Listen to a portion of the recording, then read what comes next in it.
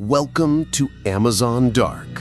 If you are new to our channel, subscribe now and press the bell icon so you never miss stories from the deepest and darkest corners of the world. Today we bring you a story that begins on June 4, 2004, when a famous American research company detected a strange signal deep inside the Amazon rainforest.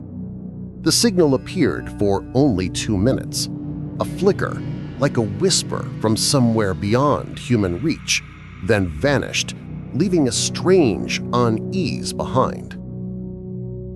The company sent 4 of its best researchers, Dr. Neil Crawford, Sarah Mitchell, Jason Hale, and Leo Turner, to investigate the source of the signal.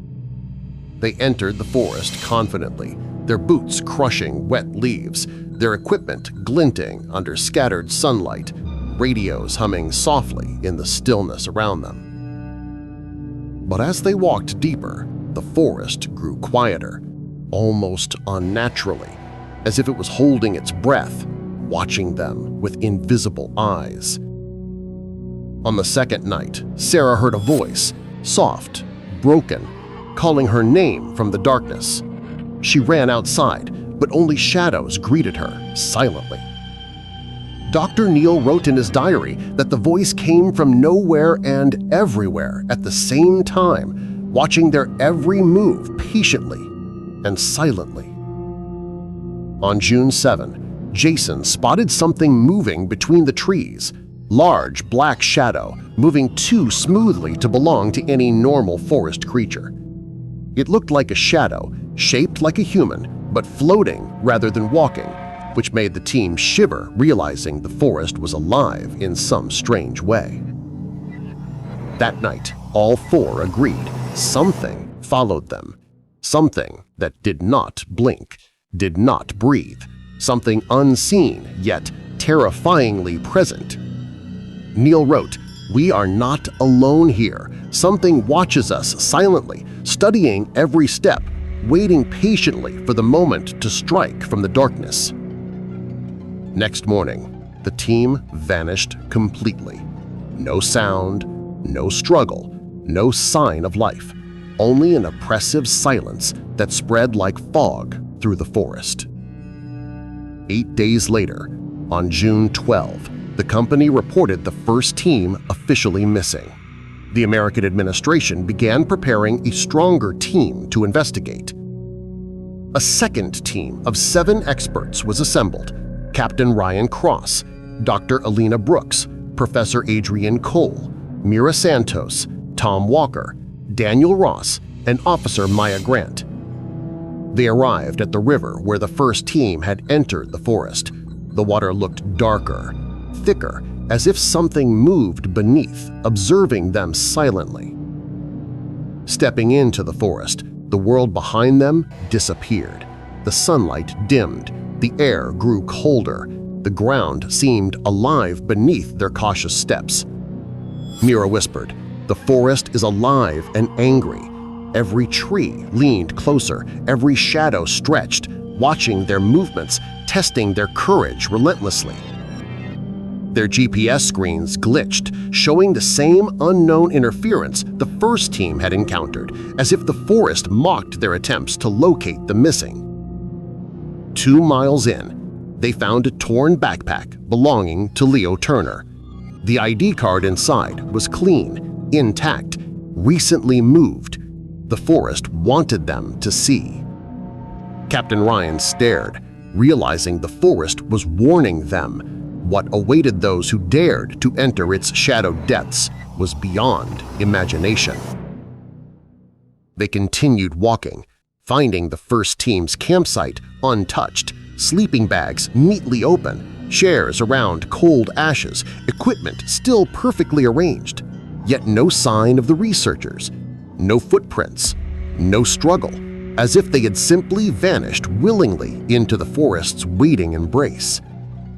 Neil Crawford's diary lay open, last page torn, words scrawled, "We saw a shape. It stood between the trees. It watches. It does not move." Daniel stepped forward to inspect a broken branch. He was a few steps away when he screamed as if swallowed by the forest itself. The team rushed to him, but Daniel was gone, leaving only deep, fresh finger marks on the bark as if dragged into some hidden dimension.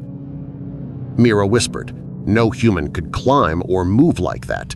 The forest had chosen its prey, demonstrating a power ancient and patient." The forest grew silent, as if contemplating something alive choosing its next victim. It had waited for centuries and now claimed its first. They moved onward, encountering a huge, dark imprint on the ground too large for any known creature, leaving them breathless with fear. Tom observed the soil appeared infected, altered, something unnatural spreading, changing the forest around them as if reality itself bent at its will. Night fell quickly, shadows crawling, twisting, stretching, whispering their names, mocking every step, testing courage and sanity of each team member. Captain Ryan tried to calm the team, but fear was overwhelming, the air thick, suffocating every breath feeling like the last before darkness consumed them. Mira was next. A black jaguar with glowing eyes sprang from nowhere, moving impossibly fast and vanished, leaving a scream that echoed endlessly through the forest.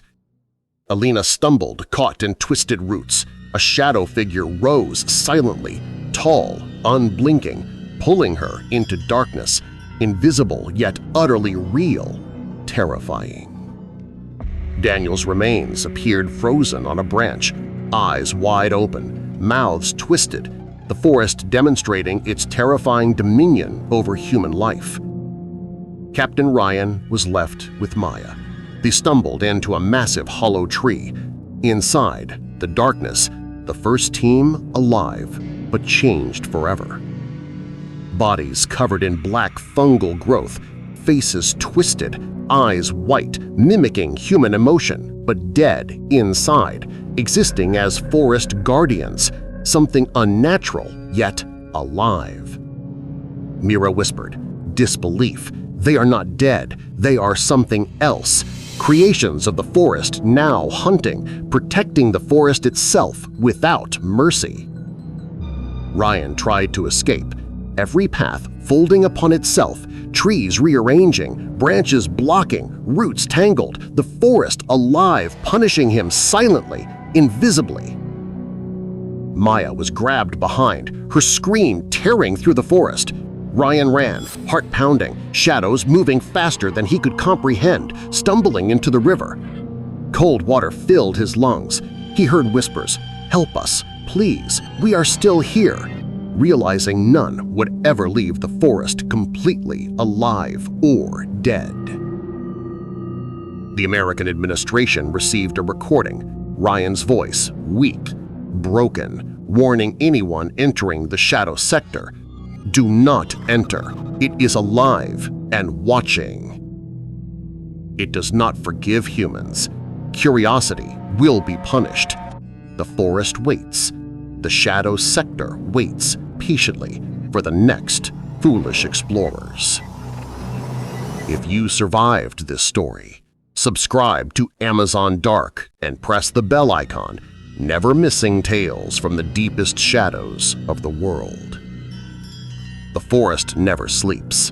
It always remembers the footsteps of those who dare enter the Shadow Sector, and darkness hides truths humans were never meant to see. Shadows stretched above the canopy. Shapes that should not exist appeared between branches, silent whispers speaking ancient warnings of explorers who came before. Ryan realized each step took him further from reality, the forest guiding him towards something terrifying, impossible to comprehend fully or escape from. Footsteps followed him, but nobody was visible. Rustling leaves, each shadow moving, calculating every movement he made with patience, older than time itself. Maya's scream echoed. She vanished into nothingness, air thick with unseen presences. Ryan saw ghost-like figures of the first team silently observing each terrified step.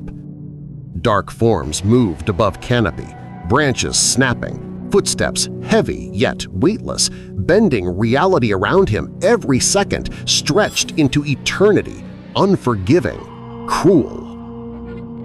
He stumbled into a clearing, remains of the first team scattered unnaturally, eyes wide, mouths open, bodies alive in ways human minds cannot endure. A black figure rose, taller than any human, eyes glowing, intent, reaching slowly, impossibly, unstoppable. Ryan froze, terror coursing everywhere.